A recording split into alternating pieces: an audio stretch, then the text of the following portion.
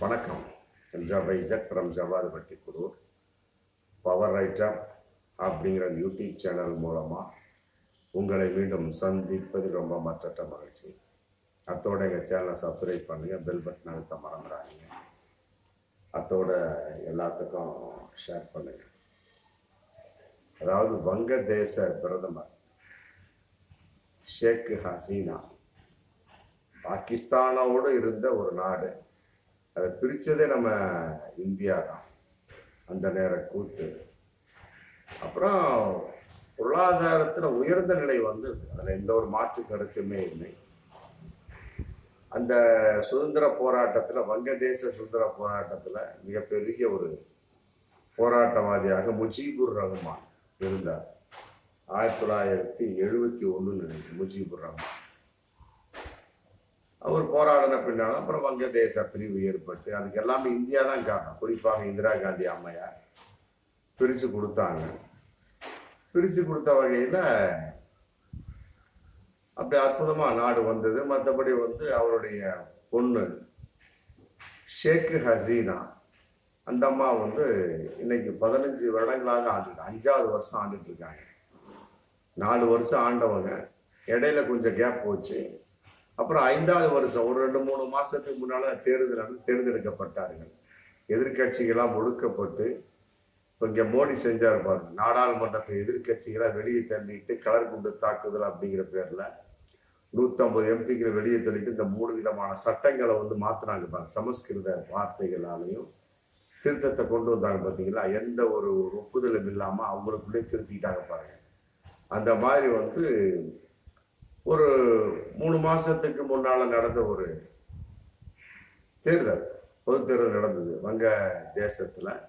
ஷேக் ஹசீனா எல்லாத்தையுமே எதிர்கட்சிகள் எல்லாத்தையும் அடக்கி ஒடுக்கி யார் யார் எங்கெல்லாம் சிறை வைக்க வேண்டுமோ சிறை வச்சு மிகப்பெரிய ஒரு அராஜகத்தில் வலிப்பாங்க.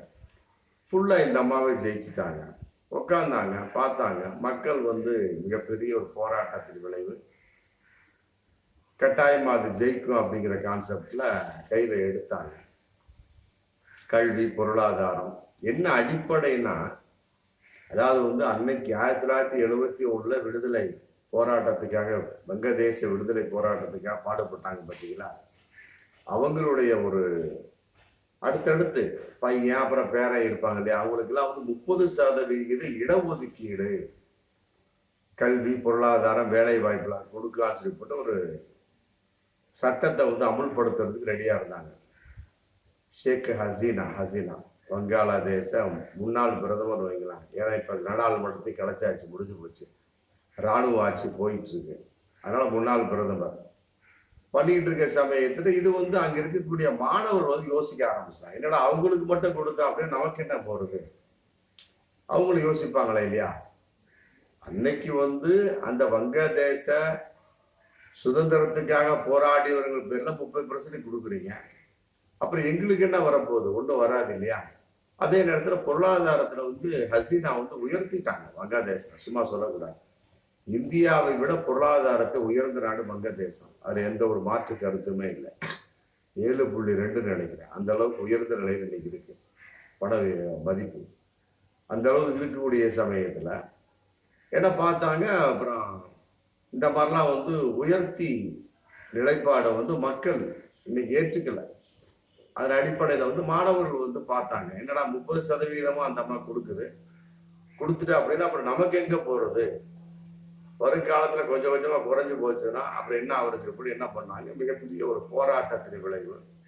அப்புறம் என்ன பண்ணாங்க, உச்ச நீதிமன்றம் 30% 5% குறைச்சாங்க. அப்பவும் அவங்க ஒத்துக்கல. அதன் அடிப்படையில போலீஸை ஏவி விட்டு அடக்கி உடக்கி ஏகப்பட்ட பேர் சுட்டு கொலை செய்யப்பட்டார்கள். மற்றபடி மிகப்பெரிய ஒரு போராட்டத்தின் விளைவா யார் யாரெல்லாம் இருக்காங்க போட்டு கம்ப்ளீட் எல்லாருமே கொலை செய்யப்பட்டார்கள் ஷேக் ஹசீனாவால். அதன் அடிப்படையில் 5%க்கும் மீண்டும் ஒத்துக்கல. அப்புறம் திரும்பவும் மிகப்பெரிய ஒரு போராட்டம் வந்த உடனே அப்புறம் சொல்லிட்டாங்க அங்க உள்ளவங்க, ஏம்மா எங்கனால இனிமே இப்போ தடை பண்ண முடியும். இது வரைக்கும் 400 பேர்த்துக்கு மேல கொலை செய்யப்பட்டிருக்கிறார், 400 பேர் செத்துருக்கிறாங்க இராணுவத்தால். இதுக்கு மேலேயே பண்ணணும் அப்படின்னா அப்ப எங்க மேலே அகேன்ஸ்டா திரும்பிடுவாங்க. அதனால வந்து கம்ப்ளீட்டா ஊரை விட்டு ஓடி போயிருங்க. இதுக்கு மேல நம்ம பண்ண முடியும். மினிமம் வந்து உங்களுக்கு ஒரு 3/4 மணி நேரம், ஒரு 1 ஹவர் 2 ஹவர்ஸுக்கு மேல டைம் கிடையாது. டக்குன்னு நீங்க கிளம்பிருங்க சொல்லி போட்டு, இல்லாட்டி போராட்டக்காரர் 4 லட்சம் பேருக்கு மேல போராடி வந்துட்டு இருக்கிறாங்க. வந்தாங்க அப்படின்னா கம்ப்ளீட் எல்லாத்தையும் சூறையாடிடுவாங்க, உங்களையும் சேர்ந்து சூறையாடிடுவாங்க. நீங்களும் கொலை செய்யப்படுவீர்கள். ஆமா, அதனால வந்து நீங்க கிளம்புங்க அப்படின்னு கூட ராணுவத்தோட எச்சரிக்கை. உடனே டக்குன்னு பார்த்தாங்க, அவசர அவசரமா தான் தங்கச்சி ரெஹானாவை கூட்டிக்கிட்டு கடகடன்னு பிறப்பிட்டு திரிபுரா மாநிலம் மற்ற சோவன்ஸ் உத்தராகண்ட் ஊபி சோவன்ஸ் அந்த ரேஞ்சுக்கு இறங்கினாங்க. அங்கிருந்து என்ன பண்ணாங்க, மோடியினுடைய ஒரு ஆதரவு இருக்கு இல்லையா, டக்குன்னு இன்னைக்கு வந்து டெல்லியில வந்து தஞ்சம் அடைஞ்சிருக்கிறாங்க.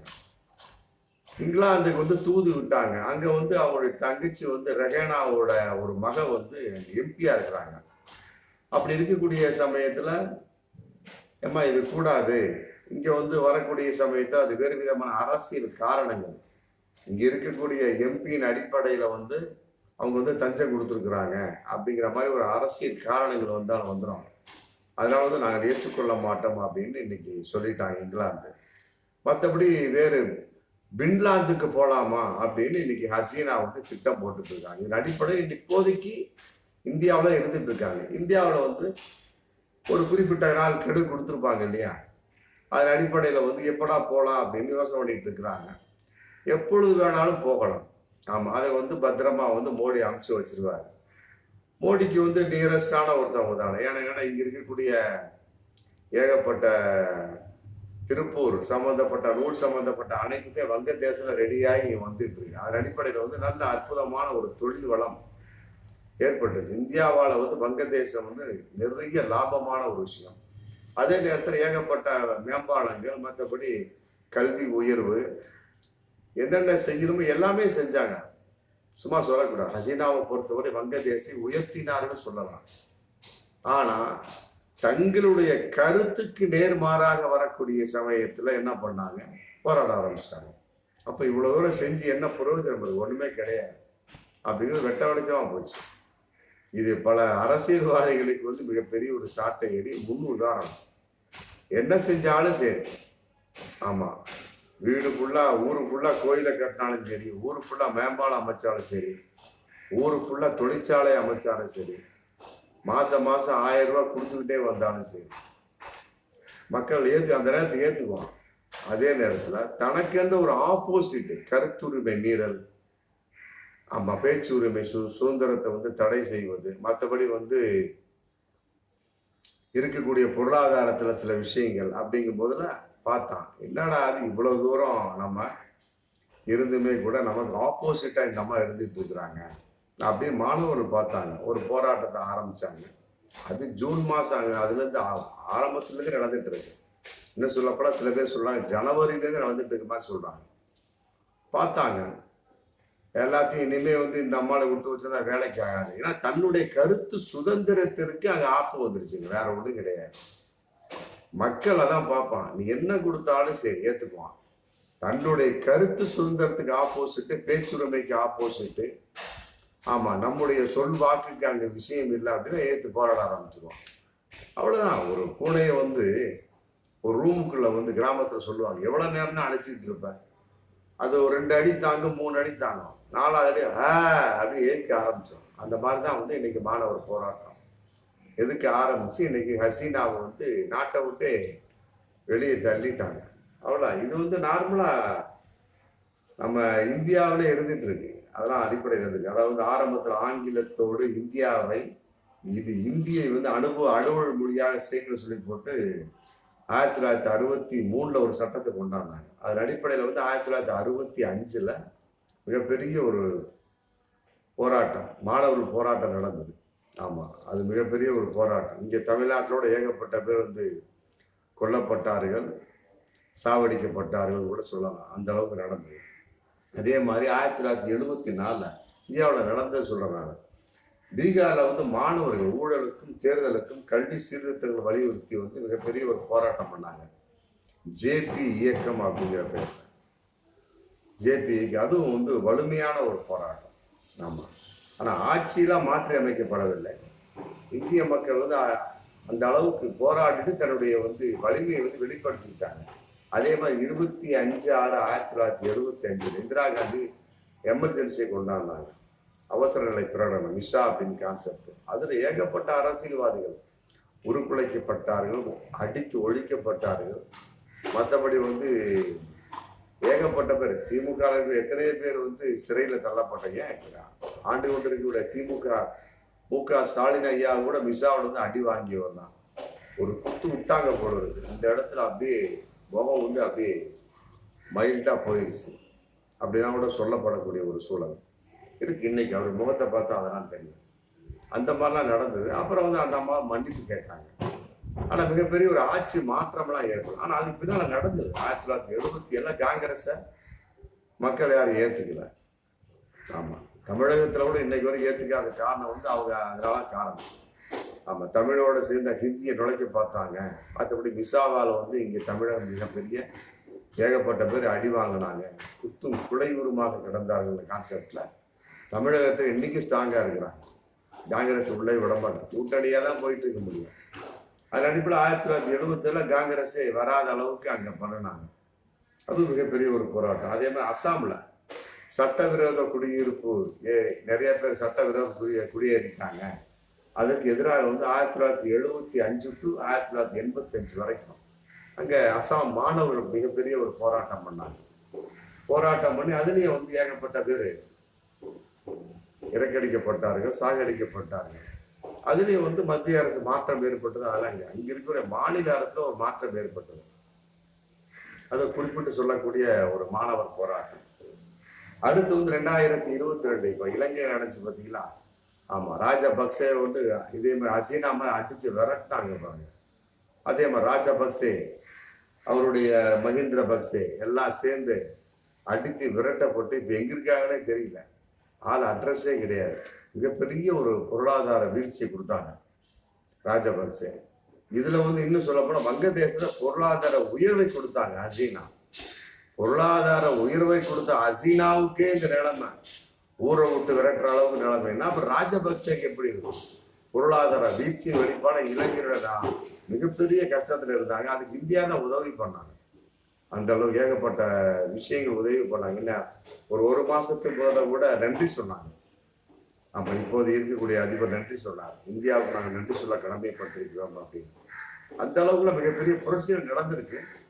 ஆமா, அதனால வந்து வங்கதேசத்தில் நடந்த ஷேக் ஹசீனா விரட்டடிக்கப்பட்ட அந்த புரட்சி என்பது மாணவர் புரட்சி என்பது புதுசுலாம் கிடையாது. என்ன அடிப்படை காரணம் அப்படின்னா ஒரே வார்த்தைங்க, நீங்க மக்களுக்கு என்ன செஞ்சாலும் அரசியல்வாதியை பத்தி நான் சொல்றேன், மக்களாகி நம்மளும் அவ்வளவுதான். என்ன செஞ்சாலும் சரி எங்களுடைய கருத்து உரிமைக்கு ஆப்போசிட் வாழ்றதுக்கு முடியாத அளவுக்கு இருந்துச்சு அப்படின்னு வச்சுங்க, எடுக்க ஆரம்பிச்சிருவோம், முடிஞ்சு போச்சு.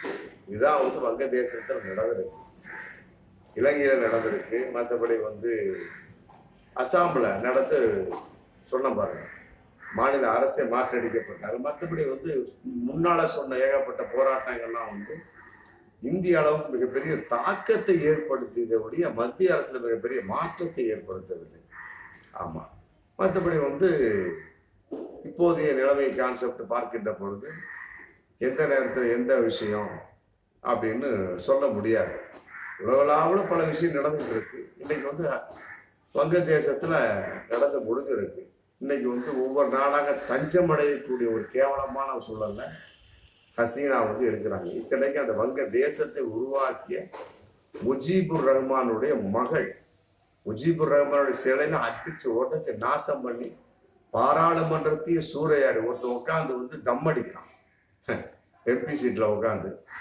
அந்த அளவுக்கு ஆத்திரமா இருந்திருக்கிறாங்க. அந்த அளவுக்கு இந்த அம்மா செஞ்சிருக்கிறாங்க.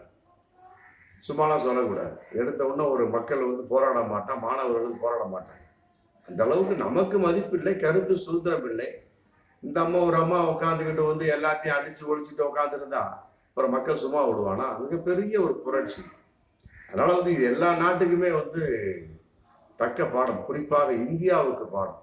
மோடி இதில் வந்து உணரணும். மோடி இன்னைக்கு சப்போர்ட்டா இருக்கலாம், நாளைக்கு மோடியோட நிலைமை என்னன்னா சொல்லவெல்லாம் முடியாது. அதனால வந்து இந்தியாவிலேயும் இப்படிப்பட்ட ஒரு மிகப்பெரிய ஒரு போராட்டம் நடக்கலாம் அப்படின்னு பழனிவேல் ஆமா, நம்ம பிடிஆர் வந்து சொல்லியிருக்கிறாரு. ஒரு அற்புதமான ஒரு கருத்து. அப்படி ஒரு சூழல்ல வந்து இன்னைக்கு இந்தியாவும் போயிட்டு இருக்கு. அதனால வந்து இதை வச்சு அவசரமா டக்குன்னு அவசரமா ஒரு அமைச்சர் கூட்டத்தை கூட்டிட்டாருல்ல. வெளியுறவுத்துறை அமைச்சர் ஜெய்சங்கர் மற்ற சோர்ஸ் எல்லாத்தையும் கூட்டிட்டாரு. யாரு? மோடி. யோசிச்சிருப்பாங்க, என்னடா வந்து நம்மளும் இந்த மாதிரிலாம் செஞ்சுக்கிட்டு இருக்கிறோம், நாளைக்கு நம்மளுக்கு இந்த நிலைமை அப்படிங்கிற மாதிரி இன்னைக்கு மோடி, அமித்ஷா, ஜேபி நட்டாலாம் வந்து உஷார் ஆயிருப்பாங்க. கட்டாயமா இது வாய்ப்பு இந்தியாவில் இருக்கிறதுக்கு வாய்ப்பு நிறையவே இருக்கு.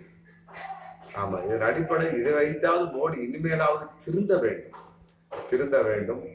ஆமா, மக்களுடைய உணர்வுகளுக்கு மதிப்பளிக்க வேண்டும் அப்படிங்கிறத நாம் எல்லோரும் எதிர்பார்க்கக்கூடிய இந்திய மக்களாகி நம்ம எதிர்பார்க்கிறோம். நம்ம ஒன்றும் அவங்கள்ட்ட ஒன்றும் பிச்சை கேட்கல, வரி கட்டுறோம்.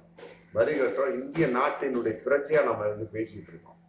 ஒரு குறிப்பிட்ட ஒரு தனி நபர் வந்து ஆட்டங்காட்டணும்னு அடிச்சு விரட்டாங்க ராஜபக்சேவை, இன்னைக்கு ஹசீனாவை. அதே மாதிரி வந்து நாளைக்கு வந்து ஆண்டு கொண்டு இருக்கிற பாஜகவுக்கு கூட இந்த நிலைமை வரலாம் அப்படிங்கிற கருத்து இன்னைக்கு ரொம்ப ஸ்ட்ராங்காகவே போயிட்டு இருக்கு. ஆமா, பார்ப்போம் மீண்டும் அடுத்த வீடியோ. நன்றி.